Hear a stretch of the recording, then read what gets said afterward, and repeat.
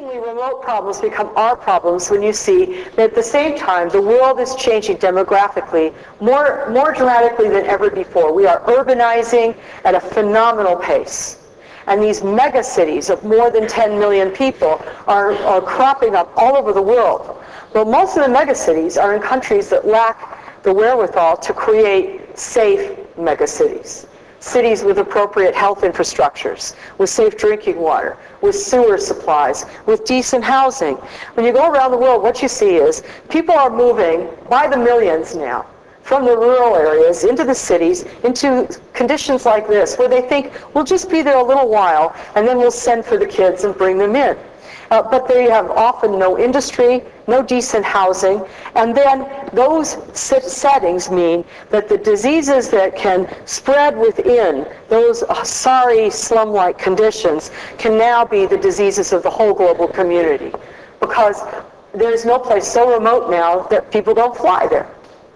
There's no place so remote that populations that speak that language aren't walking around in my hometown in New York. We saw this with SARS. Suddenly the global community went into a panic when SARS emerged. It wasn't just China and Hong Kong freaking out, it was the whole world freaking out, and it spread on airplanes. We now worry about it with tuberculosis, especially as we see an ever-increasing trend, not only of TB, but of the subcomponent of tuberculosis that is multi-drug resistant. So that you hit a situation where none of the antibiotics will work properly, and you become like this man I met in Moscow, who acquired a fully drug-resistant strain of tuberculosis, and the only way they could treat him was by carving out one entire lung, half of another one, and giving him a tracheotomy through which to breathe.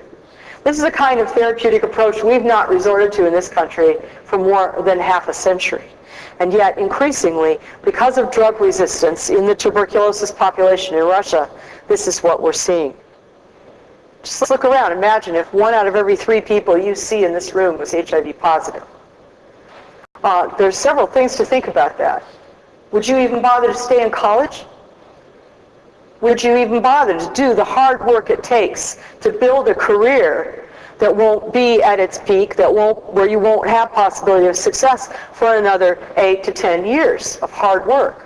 Why bother if your odds are 1 in 3 of dying of AIDS before you're even 30 years old? So a fatalism would be in this room. A hopelessness would be in this room.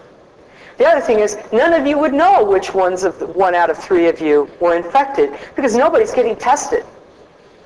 Right? Nobody's going in and getting AIDS tests. These are all blind surveys of blood samples drawn from women where it's legally mandated that they have a blood sample taken when they deliver a baby. The women don't know they're HIV positive.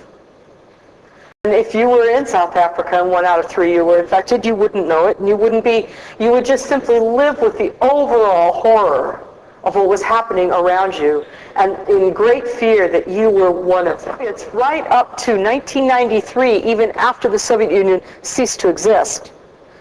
I had a program called BioPreparat that employed 60 to 70,000 scientists and technicians to try and make super killer germs.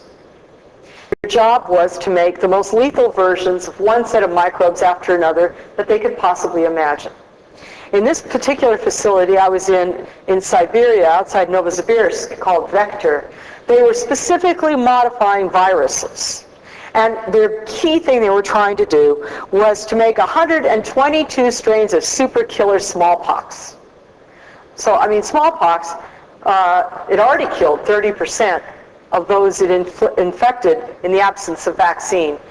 Making it worse is hard to imagine, but they were working on it. They had even developed forms of smallpox that could withstand the pressure differential of being mounted on intercontinental ballistic missiles, so that in their fantasy they would launch these little micro parachute vials that would be attached to an intercontinental ballistic missile, launched over to America. The little vials would come out and drop smallpox into a town. Staggering what was going on. Well, the program was shut down in 1993 under Yeltsin, and all of a sudden 60, 70,000 scientists became unemployed. Nobody knows where all of them went. Nobody knows if the inventory disappeared. And that led a lot of people in Washington to ask, Are we ready if smallpox has in fact not been eradicated as we thought back in the mid-1970s? Are we ready if someone has their hands on smallpox with intent to release it in the United States of America? In fact, it's not just theoretical, it's definitely a reality. When I've been, for example, in this village in Chebe, Uganda, this 81-year-old woman took me around her banana grove, which is her sole source of income. And all through it, she had these piles of stones, under which she had buried her husband, 10 out of 12 of her children, and 10 out of 33 grandchildren, all of them dead to AIDS. And with nothing but these bananas to sell, she was trying single-handedly at the age of 81 to raise 23 grandchildren. And all her neighbors around the village had the same experience. So much so that in that region where AIDS has now raged for more than 3 human generations, people call it grandmother's disease.